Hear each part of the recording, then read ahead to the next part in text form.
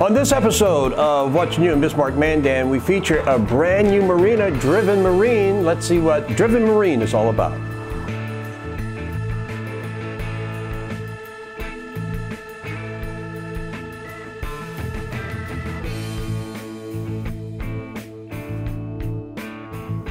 Tuffy builds a line of fishing boats. They range from 17 to 21 feet. They're built in Wisconsin, USA. Real good quality boat, solid fiberglass construction, no wood, all composite. They use Kevlar in the keel.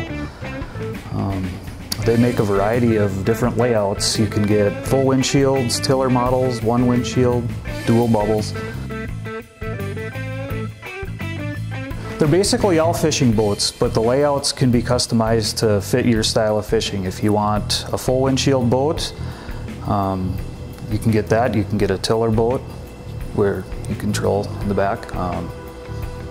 Single console, and you know they make a boat that can handle big water, rough water, and also some smaller boats that can work well on the smaller bodies of water. We do quite a bit of boat rigging. We install kicker motors, depth finders, accessories, trolling motors, all that kind of stuff.